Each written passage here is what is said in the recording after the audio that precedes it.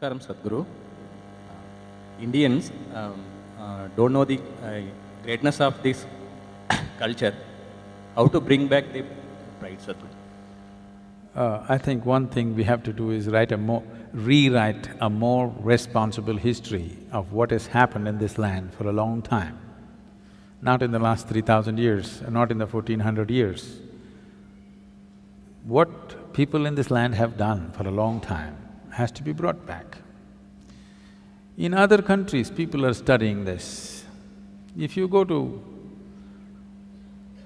there are Lebanese people, if you study in a school in Lebanon, you will read about how Indian workers, Indian sculptors, Indian elephants, Indian yogis came and built a Phoenician temple 4,300 years ago in Lebanon, which is called as Baalbek, which is a phenomenal temple. 4,300 years ago, some of the foundation stones are over 300 tons and there is no granite in Lebanon. They transported it all the way from Egypt, across the canal and up the mountain and put it up there. Indian elephants, workers and sculptors worked. The proof, there is enough proof, but one proof is visually hanging there is lotuses in the ceiling. Indian sculptor has to put a lotus wherever he goes. Where would a Lebanese sculptor have seen a lotus? Obviously there are no lotuses there. So, how many Indian children forget about children, how many Indian grown-ups have heard about this? No. The Tamil kings went and built Angkor Thom and Angkor Wat in Cambodia.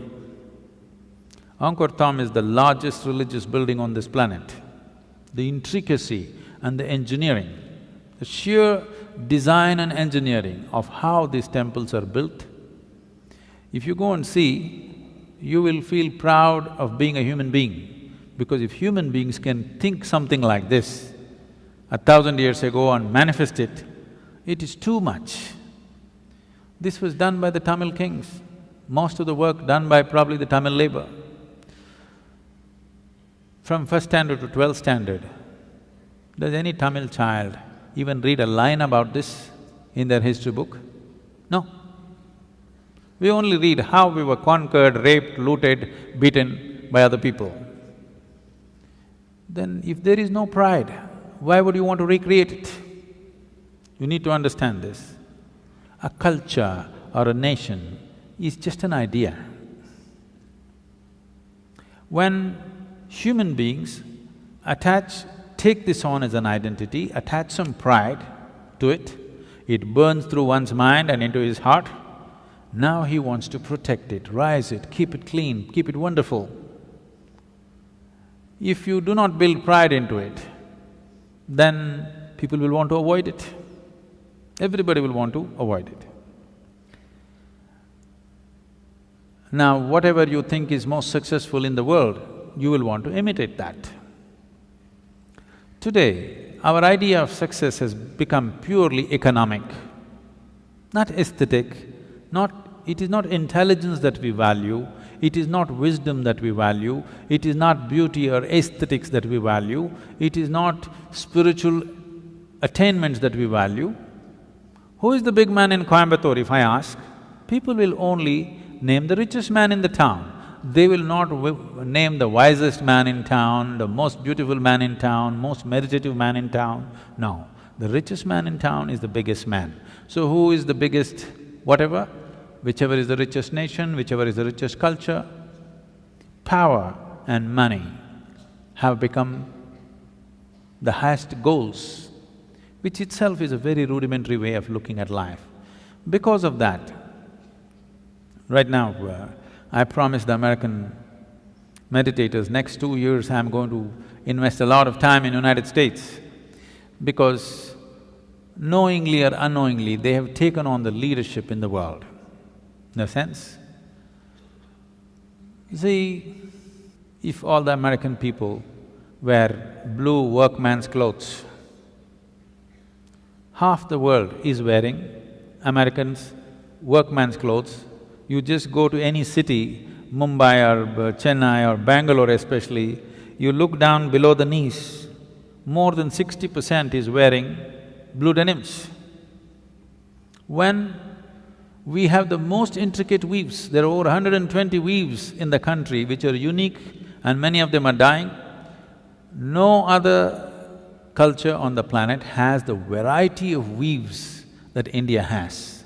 All of them will die. Chinese silk is going to kill it unless all of you ladies make at least 20% of your wardrobe into handmade Indian weaves. They will all vanish in the next 10 or 15 years. Why is everybody wearing not even American executives' clothes, American workman's clothes? As if that's not enough, if they tear their trousers, everybody tears their trousers. Yes. It's all torn, but in a very expensive way. Now, if Americans put carbon dioxide in a bottle and drink it, even a kindergarten child knows human body needs oxygen, not carbon dioxide. But because America drinks carbon dioxide and says this is the real thing, more than half the world drinks carbonated water today.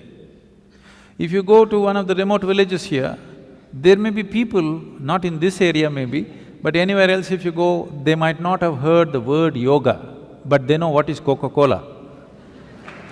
Okay? So, I thought if Americans tear their trousers, everybody tears, Americans wear their pants down in their seat, everybody does the same thing, Americans drink carbon dioxide, everybody does that. So I thought if we can get America to meditate, the world will meditate.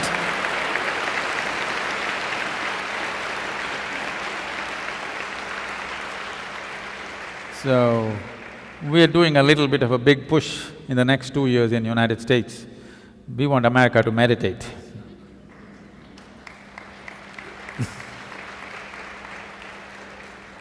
They're kind of getting ready, they're tired of the carbonated water.